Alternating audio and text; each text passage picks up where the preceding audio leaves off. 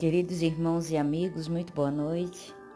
É com enorme carinho e satisfação que retornamos a esta casa de oração e trabalho, trazendo a todos o nosso abraço fraterno de todos nós que fazemos o Centro Espírita Bezerra de Menezes, aqui no bairro de Areias, convidando a todos vocês a nos fazer também uma visita, né? Serão todos muito bem-vindos à nossa casa.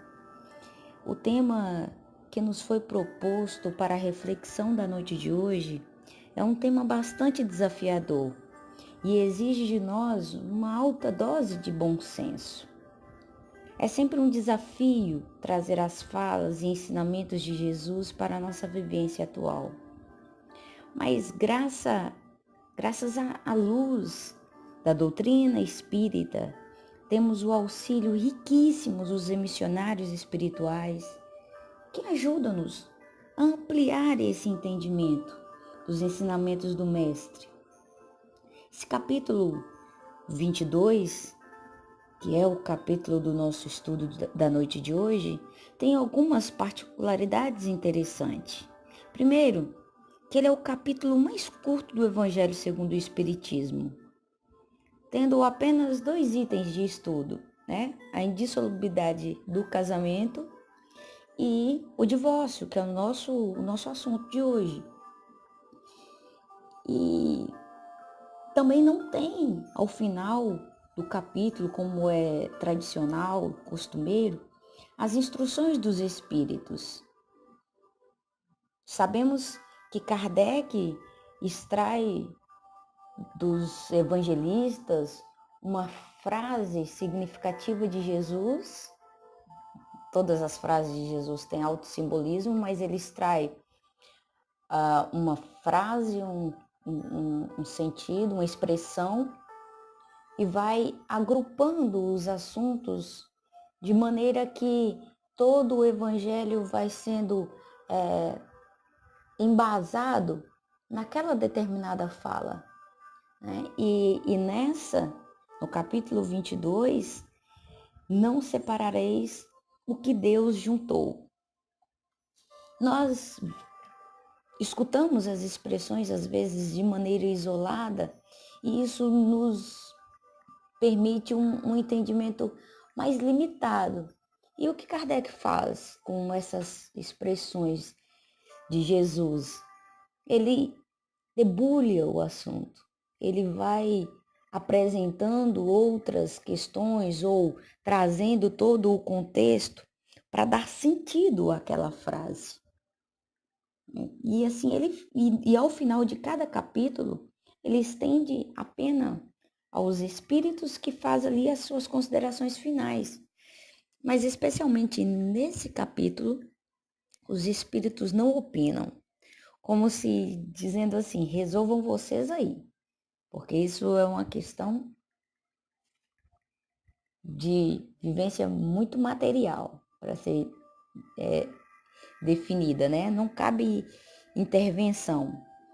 Mas a gente reconhecendo que absolutamente nada que Kardec propôs foi ao acaso, e o divórcio sempre figurou como um assunto bem controverso na nossa sociedade, Allan Kardec lançou o Evangelho segundo o Espiritismo em 1964, século XIX, época em que o cristão em geral não aceitava o divórcio. E no Brasil, a lei do divórcio foi introduzida apenas em 1977, há 40 anos, como consequência de uma campanha, uma lei do senador Nelson Carneiro. Então, Kardec traz e trata do assunto com muita sobriedade e muita coragem, acima de tudo, né?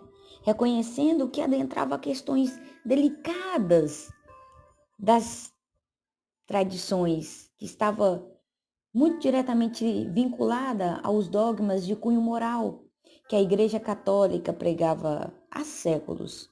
E como aquele tempo o domínio maior era da Igreja Católica, A igreja participava das questões desde de muito tempo, participava também das questões de Estado, né? Do século 300 depois de Cristo, a igreja tornou parte do Estado. Então a igreja também era detentora, quando a gente fala igreja, fala especificamente da Igreja Católica, era detentora das leis, era quem dominava, coordenava, ditava as normas sociais né, daquela época. E convenientemente, a igreja isolava o capítulo 19, apenas o versículo 6. Portanto, para eles não são dois, mas uma só carne, né? No que diz o capítulo. Não são dois, mas uma só carne. Portanto, não separareis o que Deus uniu. Retirando todo o contexto. E sabiamente Kardec traz essa frase junto de todo o contexto, amplo, mostrando o que Jesus disse de fato. E muito antes dessa fala de Jesus, Moisés já havia defendido a legitimidade e necessidade do divórcio. Vejamos o texto. Então, chegaram ao pé dele os fariseus, tentando e dizendo-lhe: é lícito ao homem repudiar sua mulher por qualquer motivo? Ele, porém, respondendo, lhes disse: não tendes lido que aquele que o fez no princípio, macho ou os fez fêmea, e disse, portanto, deixará o homem o pai e a mãe, e se unirá à sua mulher, e serão uma só carne? Assim, não são mais dois, mas uma só carne. Portanto, o que Deus juntou, não o separe o homem. Disseram-lhe eles, então, por que mandou Moisés dar-lhe carta de divórcio e repudiá-la? Disse-lhe Jesus, por causa da dureza dos vossos corações, vos permitiu repudiar vossas mulheres, mas ao princípio não foi assim. Eu vos digo, porém, que qualquer um que repudiar sua mulher, não sendo por causa de fornicação, e se casar com outra, comete adultério. E o que casar com a repudiada também comete adultério. Aí este está em Mateus do capítulo 3 do versículo 3 ao versículo 9. Toda a conversa de Jesus quando os fariseus foi interrogá-lo. E há do que extrair ensinamentos valorosos dessa passagem, desses versículos aí. Porque quando eles dizem Moisés, quando eles citam Moisés, porque tratava ali naquele diálogo, naquela conversa, de conversa de quem conhecia profundamente as leis. E quando nós às vezes até nos indignamos com essa perseguição dos fariseus com Jesus, é um motivo de glória, digamos assim, porque os fariseus, os sacerdotes, eram pessoas de alto nível intelectual e sendo pessoas, né, de grande conhecimento, não saíam por aí interpelando qualquer um na rua, não. E eles reconheciam em Jesus um profundo conhecedor das leis. E sempre que eles o interrogavam, tinha, né, essa comprovação dessa robustez de Jesus em conhecer profundamente os ensinamentos da lei mosaica. E nesse instante em que eles interpelam e perguntam por que então Moisés permitiu, porque Jesus estava falando ali naquele instante, e eles queriam saber, fazer, né, essa pegadinha, se Jesus realmente estava sabendo do que estava falando. E muito antes desta fala de Jesus, Moisés já havia defendido a legitimidade e a necessidade do divórcio. O que Kardec faz aqui com o Espiritismo é nos mostrar a distinção entre a lei humana e a lei divina. Né? Lei divina que é imutável, baseada na lei do amor, sabendo que todos os acordos humanos são passíveis de erro. E é interessante ressaltar aqui que o significado de casamento, depois do século XVI, era união de casas, ou seja, as casas consociavam, juntava-se o nome por poder, por interesses materiais. E esse tipo de casamento tem origens puramente materiais. Esse tipo de casamento tem origens em interesses humanos, sendo falíveis, possíveis de separação. E já no tempo de Moisés era também assim, casamentos ou uniões que podia acontecer um desencontro ali. Então ele fez essa lei com o propósito de que as pessoas tivessem uma outra opção. E sempre que Jesus era questionado pelos fariseus, ele recorria ao Antigo Testamento. E ele sempre que recorria, também corrigia alguns erros de interpretação, como ele fez aqui, nesse texto, quando diz que a separação é possível desde que não seja por motivos banais, mas em caso de adultério. E Jesus, como um grande mestre, traça ali um divisor de águas. Ele, no último trecho, quando ele diz: Eu, porém, vos digo que aquele que repudiar sua mulher, a não ser por adultério, e se casar com outra, estará cometendo adultério. No livro A Boa Nova, de Humberto de Campos, no capítulo Pecado e Punição, da mulher adúltera, porque ainda hoje nós temos um entendimento equivocado ou limitado do termo adultério, por uma traição sexual extraconjugal.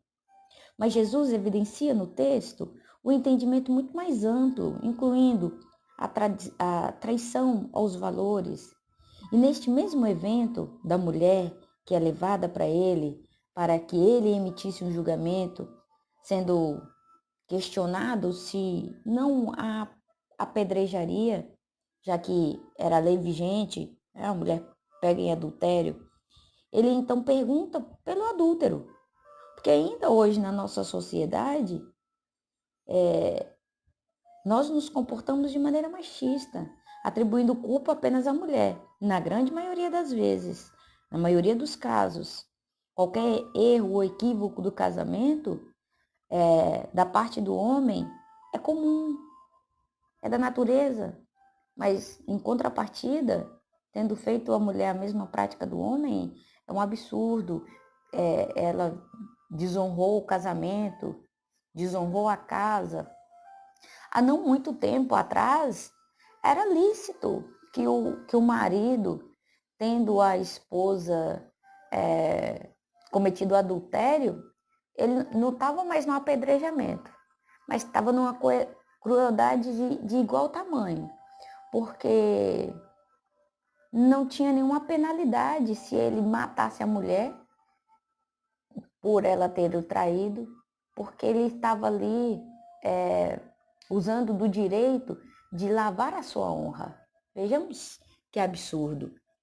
Hoje nós temos aí a lei Maria da Penha, que há pouco, acho que nessa semana completou 20 anos, se eu não estou enganada, e muitos de nós não damos valor a esse salto que nós conquistamos, né? Quando falamos de direitos humanos hoje, muita gente acha que é uma maneira de passar a mão na cabeça de criminoso.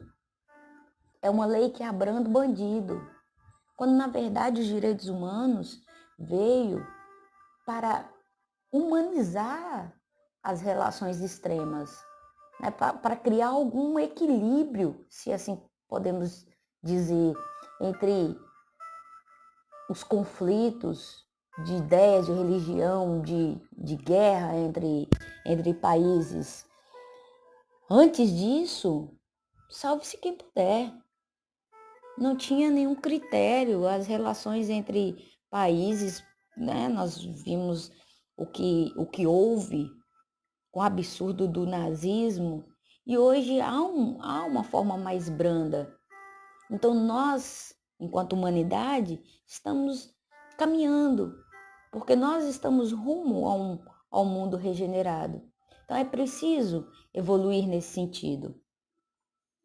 E Jesus, aproveitando esse ensejo, ele explica mais uma lição aos presentes, falando que a prostituição ali, que a prostituição dos sacerdotes é muito mais vil do que daquela mulher, abstraindo o sentido, definindo o adultério como toda prática de traição aos deveres próprios e indistintamente. Quando ele fala no texto, lá da traição, do adultério do sacerdote, é aquele que tem o compromisso de levar o amor, de levar o consolo, deturpa, deixa de fazê-lo. Então é muito mais vil, é muito mais danoso do que aquela mulher que se equivocou. Né? E deixando claro para todos nós que nós não temos direito de julgar. Não temos propriedade alguma para questionar a conduta de quem quer que seja. E ainda, né, esmiuçando mais esse texto, ele diz a parte que Moisés libera o divórcio, e aí ele responde o porquê de Moisés ter liberado esse divórcio, né, para abrandar as relações. Ele fala: por causa da dureza dos vossos corações, vos permitiu repudiar vossas mulheres. Mas no princípio não era assim. Então, quando na sua resposta aí no texto de Mateus, Jesus usa essa expressão, no momento em que ele é questionado, né, porque Moisés permitia emitir a carta do divórcio, e ele responde: por causa da dureza dos vossos corações, para nós, trata tão somente de sentimento quando falamos de dureza de coração. Mas na cultura judaica, é uma junção de sentimento. É sentimento, mas é sobretudo razão, inteligência.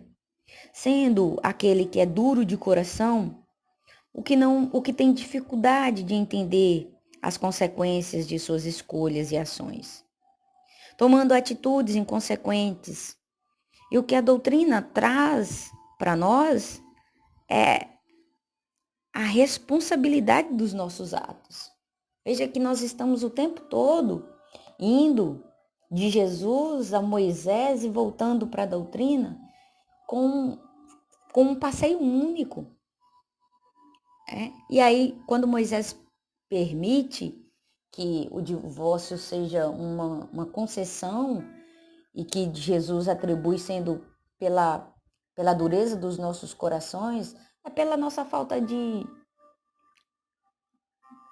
objetividade ou até mesmo a nossa imprudência em fazer escolhas. Normal, mas foi preciso que ele abrisse, né, essa concessão.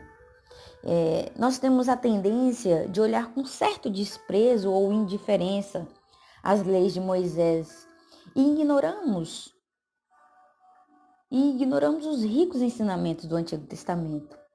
Quando somos levados ao texto, ficamos somente na superfície, sem buscar a essência. Nós, espíritas, precisamos ler mais a Bíblia, porque o espiritismo não é ruptura, é sequência. Tudo faz parte de uma mesma árvore, a árvore do Evangelho, com as suas raízes fincadas pelos profetas e por Moisés, lá na Idade Média, o grande tronco que é a moral trazida pelo Cristo, com as bem-aventuranças, desde a antiga Palestina, até receber essa grande e frondosa copa, que é a doutrina dos Espíritos, que formou essa árvore bendita do Evangelho. E bastou colocar a copa para que toda a árvore viesse transportada para cá, a terra do Cruzeiro. Isso mesmo. O Brasil é o coração do mundo. Jesus foi quem determinou que aqui na pátria do Cruzeiro fosse coração do mundo, a pátria do Evangelho, mas não a pátria do Evangelho isolada de todo o contexto, de maneira nenhuma, de maneira nenhuma. Jesus, sempre que interpelado pelos fariseus, buscava como referência das suas respostas a lei mosaica, mostrando um profundo respeito com a base, com o que havia sido construído. O novo não precisa e não pode ignorar o que veio antes. Assim também procede Kardec com a doutrina, sempre nos convidando a essa viagem para um melhor entendimento. E nós, muitas vezes, não compreendemos ou achamos o texto rude. Nós achamos os textos do Antigo Testamento rude, porque nós não temos a sensibilidade de olhar as entrelinhas, de fazer um estudo de época, um estudo de valores. Nós julgamos, nós não estudamos. E o Espiritismo é a chave, mas não basta ter somente a chave, guardar no bolso. É preciso buscar portas para abrir. E nós, com a luz desses esclarecimentos, vamos a cada dia acendendo uma luz no nosso caminho.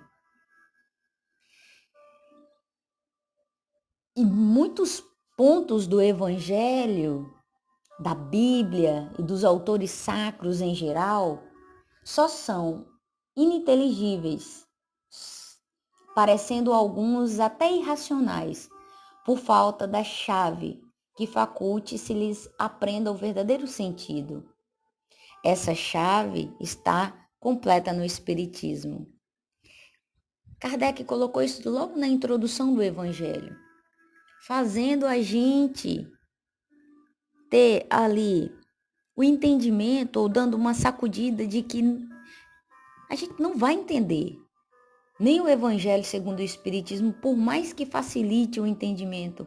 Os Espíritos, a gente não vai entender se não for buscar os pontos do Evangelho, dos autores sacros, da Bíblia, de forma mais profunda. E em Deuteronômio, no capítulo 24, onde Moisés fala da lei do divórcio, no texto, quando um homem se casa com uma mulher e consuma matrimônio, se depois ele não gosta mais dela, por ter visto alguma coisa inconveniente, escreva para ela uma carta, documento de divórcio, deixando-a sair de casa em liberdade. E o texto prossegue. Se ela se casar com outro e deste matrimônio ela se separar ou ficar viúva, este, que a repudiou primeiro, não poderá mais voltar para ela. Essa foi uma prerrogativa imposta por Moisés para que não devolvesse a mulher por qualquer motivo. Não é o fato de existir a carta de repúdio, a lei do divórcio, que ele poderia ser feito como normalmente fazemos hoje, sem qualquer valor, sem qualquer tentativa de suportar o outro um pouquinho mais. Não, existia o direito de você divorciar-se, mas há de se considerar com muita cautela, porque uma vez divorciado, não seria mais possível você pegar aquela mulher de volta. Tipo, você divorcia da mulher porque ela não faz uma comida boa. Mas aí ela casa com outro e se transforma numa exímia cozinheira. Esse outro morre ou você fica lá impiticando para ela separar, não mais. Já era, a fila andou. Não pode mais voltar para aquela mulher. Então, vejamos como Moisés conduzia com prudência aquela sociedade, né? Aquele povo ainda muito embrutecido de muitos valores, entendendo a necessidade do rompimento, mas não abrindo mão de que as responsabilidades dos atos fossem assumidas. Jesus, ao ser questionado pelos fariseus, não emite somente a sua opinião. Ele recorre aos ensinamentos bíblicos vigentes na época, trazendo a lucidez da sua interpretação. Assim como não interessa aqui as minhas opiniões, o que eu penso, o que eu acho, mas sim o entendimento de Jesus à luz da doutrina. E Jesus conhecia tão profundamente as leis de Moisés e, acima de tudo, as leis divinas que ele personificava na sua vivência, no seu comportamento. E nesse embate em que Jesus cita versículos, ele cita um que provavelmente deve ter desconcertado aqueles que o ouviam. Quando ele vai lá na Gênesis, no princípio de tudo, né, o primeiro livro de Moisés, no capítulo 2, no versículo 24, e ele diz: "E por isso deixará o homem a sua família e unirá a sua esposa." Deixará o homem a sua família e se unirá à esposa. Hoje, nós podemos ler isso com muita naturalidade. Mas para aquele povo que ouvia Jesus naquela época, deve ter sido um choque. Porque o natural era a mulher deixar a família e unir ao esposo, a família dele. Passando daquele momento ser parte, não mais da família, da sua família de origem, mas da família do esposo. É como se a história dela tivesse uma ruptura ali. E Jesus está trazendo aqui o entendimento de que a união que move os indivíduos deve ser tão forte que quebre os laços sociais. E que laços sociais são esses? Deste indivíduo que, naquela época, tinha uma identidade, a sua identidade estava relacionada ao clã, à família que ele pertencia. Então, dele querer a tal ponto de que ele pudesse abrir mão de tudo aquilo para formar aquela unidade. Formar com aquela esposa, aí sim, uma só carne, um só corpo, um só espírito. E Kardec vai retomar essa fala de Jesus, mostrando que Jesus indicava um sentido mais amplo e profundo, né, quando ele coloca todo o texto. E novamente na Gênese, mas aí já no capítulo 5, no versículo 2, há um detalhe muito interessante, que diz: "Homem e mulher os criou, e os abençoou, e chamou pelo nome de Adão." Adão ao homem e à mulher, evidenciando que para Deus não há diferença. Para Deus somos todos espíritos que vestimos roupas temporárias. Infelizmente, faltou maturidade para alcançar esse entendimento naquela época, que a mulher era cotada como propriedade do marido, era contada junto com os animais. E a forma de rebaixá-la era tamanha que eles atribuíam à mulher não ser dotada de alma. O homem, socialmente, era tido como superior. Só 500 anos depois de Cristo, mais ou menos 585, num concílio, ou seja, numa reunião de bispos, cardeais e papa, onde buscavam na confirmação na Gênese, nesse próprio versículo, nesse capítulo que citamos acima, que Deus criou homem e mulher. No livro A Caminho da Luz, Emmanuel fala da raça adâmica e da simbologia que representa, né? Uma raça criada. Aí a partir daí não, né? Foi aceito que a mulher, a mulher tem sim, tem alma. E que não não separareis o que Deus juntou. Kardec diz, a não ser o que procede de Deus, nada é imutável no mundo. O que procede do homem está sujeito a mudanças. A não ser o que procede de Deus, nada é imutável. O que procede do homem está sujeito a mudanças. Allan Kardec deixa claro que as únicas leis que não mudam são as leis naturais, as leis divinas. E o Livro dos Espíritos nos traz de uma forma bastante esclarecedora que são 10 as leis naturais. Essas que a nossa capacidade de compreensão permite alcançar. São leis que independem que eu aceite ou não, que eu acredite ou não. Ela simplesmente existe e não muda.